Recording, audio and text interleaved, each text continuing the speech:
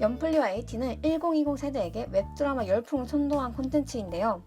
이들을 내놓은 콘텐츠 스타트업계에 떠오르는 별이 있습니다. 바로 스타트업 플레이리스트입니다. 지금부터 1020 세대가 자꾸자꾸 플레이하고 싶은 웹드라마를 만드는 이 기업, 플레이리스트를 소개하도록 하겠습니다.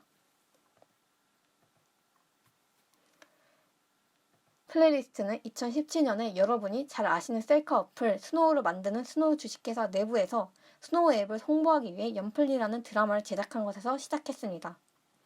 홍보용으로 만든 이 드라마가 생각보다 잘 되자 별도범위 플레이리스트를 설립해 웹드라마를 전문으로 제작하는 회사가 된 것이죠.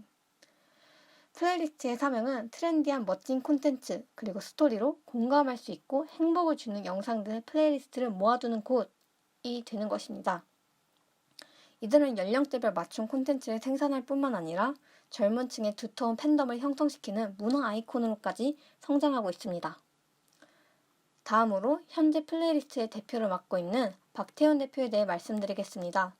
사실 앞에서 말씀드린 것처럼 이 회사는 한 창업가가 맨 땅에 헤딩하면서 만든 기업이 아니라 대기업의 사내 벤처에 가깝습니다.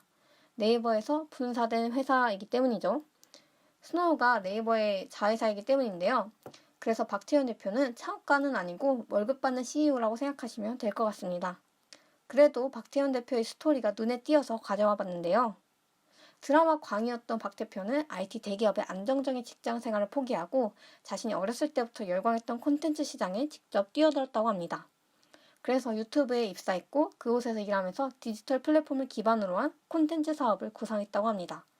아시아의 디즈니가 되고 싶다라는 포부를 밝히기도 했고요. 그 포부를 플레이리스트에서 실현하는 중입니다. 박태현 대표가 유튜브에서 배운 기업 문화를 플레이리스트에 적용했다는 점도 눈여겨볼 만한데요. DAU, MAU 등의 최우선 성과지표를 사용하고 이 성과지표를 올리는 것이 중요하다는 것에 전 직원을 공감시키기 등의 전략을 활용했다고 합니다. 그게 경영에 큰 도움이 되었고요. CEO가 경력에 있을 때의 장점을 여기서 확인하실 수 있겠습니다. 다음은 유사 서비스와 차별화 포인트입니다. 유사 서비스로는 TBND 스토리의 소녀의 세계, 그리고 뮤즈의 평범하지만 특별하게 등이 있는데요.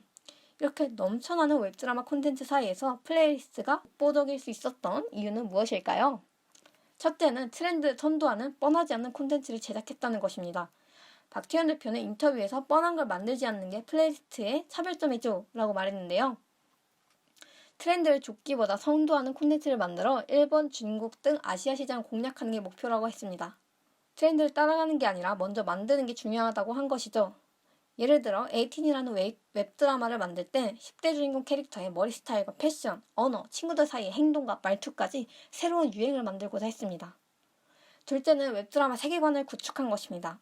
박태현 대표는 디즈니 마블의 세계관을 벤치마킹하여 플레이리스트만의 세계관을 만들었는데요. 여러분은 해리포터와 마블을 아실 겁니다. 이들은 이제 세계적인 시리즈이면서 공통적인 세계관을 단단하게 구축하고 있는데요. 박태현 대표는 이들의 공통적인 세계관을 벤치마킹 했습니다. 이렇게 한 이유는 관객에게 친숙하고 익숙한 캐릭터와 스토리, 배경으로 연결된 작품을 공개하는 것이 흥행에 큰 영향을 미치기 때문이죠. 그래서인지 플레이리스트의 작품들은 학교나 카페, 회사 등의 배경을 공유하는 공통적인 세계관으로 묶여 있습니다. 그렇게 함으로써 서현대학교 등 작품 다수에 통용되는 가상의 배경에 관객들이 익숙해지도록 한 것이죠. 마지막은 배우진을 모두 신인으로 구성하고 오직 스토리만으로 승부했다는 점입니다. 기존의 성공한 웹드라마들은 스타파워에 의존했던 경향이 컸습니다. 엑소가 출연했던 우리 옆집에 엑소가 산다, 프로듀스 102 출신의 연습생이 출연했던 악동 참정수 역시 그러한 이유로 화제가 되었죠. 하지만 연플리의 배우들은 대부분 이번 작품으로 연기를 시작한 신인 배우들입니다. 연플리 시즌 1, 2 모두 신인 배우들로 이루어졌었고 세 번째 시즌 옐로우도 김도한, 김예지 배우 모두 연플리가 데뷔작입니다. 이렇게 신인 배우들만을 캐스팅하고도 성공할 수 있었던 이유가 뭘까요? 네, 바로 스토리가 탄탄했기 때문입니다.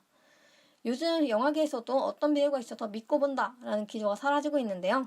그만큼 이젠 사람들이 스토리 자체의 탄탄함을 더 중요시하는 추세이기 때문입니다.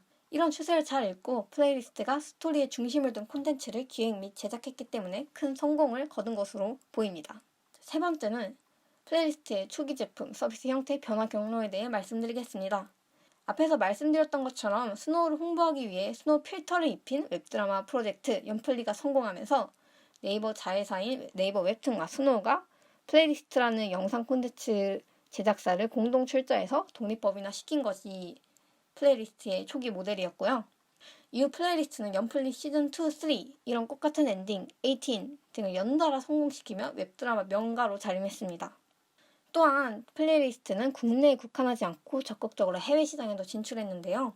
이들은 해외 OTT를 포함한 다양한 플랫폼을 이용해 콘텐츠를 유통하며 지난해 12월 기준 국내외 누적 조회수 20억 회, 그리고 전 세계 구독자 약 770만 명을 확보했습니다. 게다가 플레이리스트는 웹드라마 외에도 2018년 12월 설립한 뮤플리라는 음악 채널을 통해 음악 분야로도 지평을 넓히고 있으며 IP 확장을 통해 다양한 수익 모델을 발굴하고 있습니다. 예시로는 연플리의 연극화, 연플리 웹툰 출시, 에이틴 콜라보 립스틱 등이 있습니다. 마지막으로 비즈니스 모델과 투자 현황에 대해 설명드리고 발표 마무리하겠습니다. 먼저 BM을 말씀드리자면 크게 4가지가 있는데요. 첫째는 60%가 넘는 가장 높은 비율을 차지하는 브랜드 제작 지원, 판권, 판매 수익입니다. 이것은 PPL과 타 브랜드 관련 특별편을 제작하거나 국내외에 판권을 판매하는 것입니다. BM의 다른 파트로는, 그러니까 두 번째로는 플랫폼 광고 수익이 있습니다. 유튜브, 네이버 등의 플랫폼에서 플레이리스트 콘텐츠에 붙이는 광고에서 나오는 수익인데요. 세 번째로는 음원 수익이 있습니다. 웹드라마가 왜 음원 수익이 있냐고 물어보실 수도 있겠습니다만 생각보다 음원 성적이 BM의 10에서 15%를 차지할 정도로 굉장히 좋습니다. 여러분이 잘 아시는 멜로망스, 폴킴 등의 아티스트와 합작해 OST를 만드는 등의 작업을 하는데요. 이 어떤 식으로 돈을 버는 거냐면 마스터를 플레이리스트에서 가져가고 아티스트에게 가창료, 작사, 작곡비를 주어서 프로듀싱을 합니다. 그리고 이 마스터를 로엔, 지니 등의 유통사에 유통함으로써 돈을 버는 것이죠. 마지막 BM은 커머스입니다. 2018년부터 커머스 수익 모델 테스트하기 시작해 2019년에 굿즈 위주로 판매했다고 하는데요. 굿즈의 예로는 18 에디션 립스틱이나 18 스터디 플래너가 있습니다. 이런 굿즈들이 팔리면 수익의 몇 프로를 가져가는 방식으로 수익 모델을 만들었다고 합니다. 저는 잘 몰랐는데 이런 커머스의 BM으로서의 가치가 생각보다 굉장히 큽니다. 18 에디션 립스틱이 한국과 일본에서 각각 3만 개씩 순식간에 완판되었다고 하는 것을 보면요. 마지막으로 투자 현황을 말씀드리고 발표 마무리하겠습니다. 플레이리스트는 2018년에 스노우와 모회사 네이버 웹툰으로부터 약 30억을 유치했고 2019년에 알토스 벤처스 미국 벤처 캐피탈로부터 53억을 유치했습니다. 지금까지 연플리 18을 제작한 스타트업 플레이리스트에 대해서 알아보았는데요.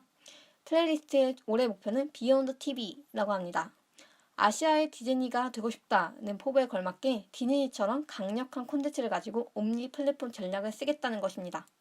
박태현 대표의 아시아의 디즈니를 만들겠다는 목표가 실현되고 있는 것 같은데요. 앞으로 정말 아시아의 디즈니가 될지 행보가 기대되는 스타트업 플레이리스트였습니다. 감사합니다.